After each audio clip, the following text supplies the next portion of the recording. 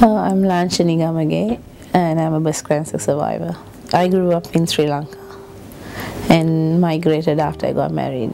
I was in Colombo right through my whole life. I still love it. I love to go there and go on holidays, and I still go every year. I used to go every 2 years since I migrated, and then it became after I lost my mom, I had to go and see my dad. So it's just my sister and I. So we took turns and we went and saw Dad.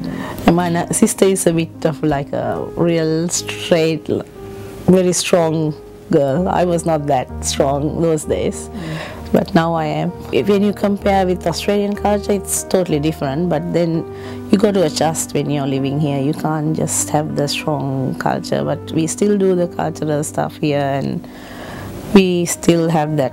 We go to the temple and we just do our religious stuff, and the New Year, the Sinhala and Tamil New Year, everything we celebrate here. Actually, mine is an arranged marriage, and yeah, so we got to know each other in '87, and we got married in '90, and then my husband was working in the Middle East, so I traveled with him, and I was there. And then we migrated here.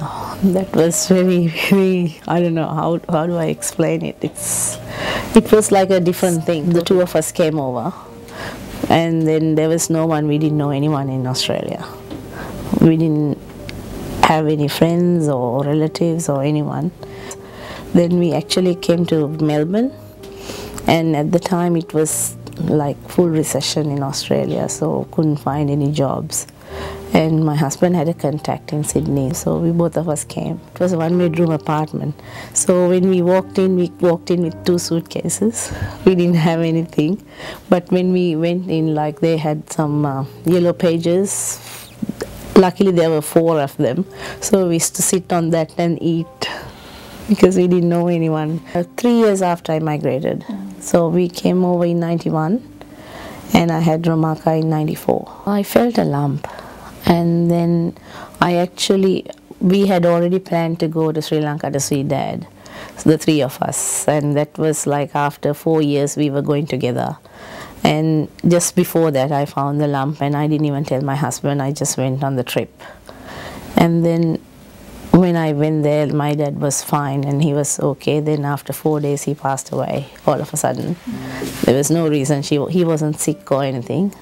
So we did the funeral, everything, and on my way home I told my husband that I found a lump, and he was really upset. And as soon as we came over, we went and saw the GP, and then she put us on to like doing the mammogram and the ultrasound, and then there was a biopsy done on the same day. And then I didn't realize that I had to go, because what I knew was after 50 they do the breast screening and get through.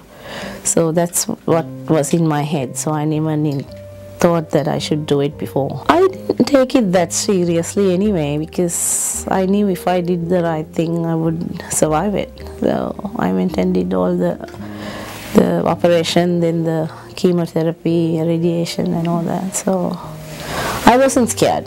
For my daughter especially, just didn't know what she would do, because she was only 18 at the time. She's not a person who will talk about anything, and she'll keep it to herself. So it was her first year at uni, so she failed her first exam because I did my surgery at the same time.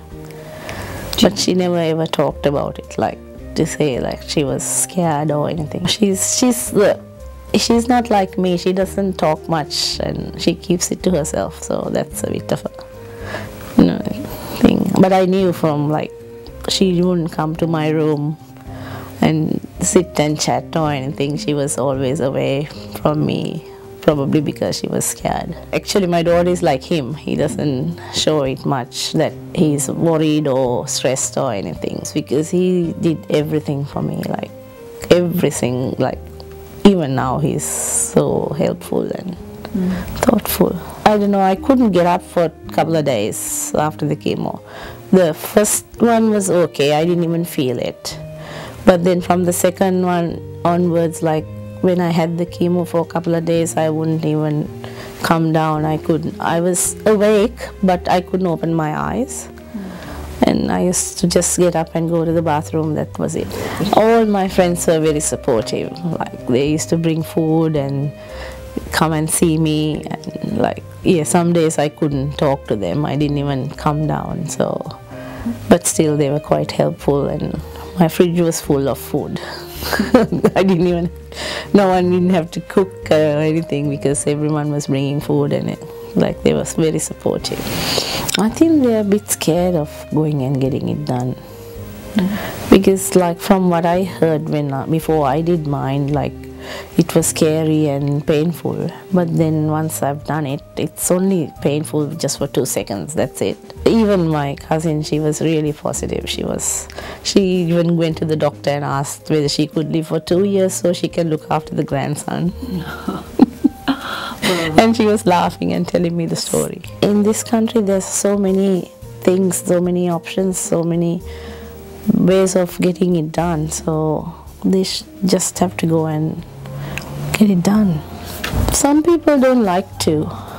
I don't know what it is, because I think it's the mentality over there. Like, if somebody is sick, they think that somebody else will get the sickness. Yeah, I love making cakes. I do all engagement, wedding cakes and stuff, which I did in Sri Lanka as well. Like singing and playing the piano.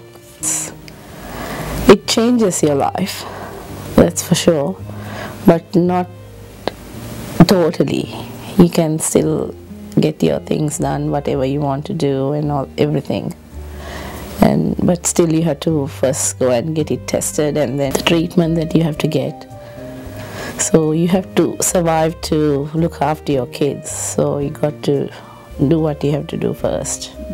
Go and get it done. That's the main thing. Overall, yeah, you don't take it negative. Make it positive. And go ahead and do what you have to do. Not sit back and be negative about it. That's the message I want to give. I'm a survivor, and I support the Pink Sari project for everyone else to go and get the screening or mammograms done.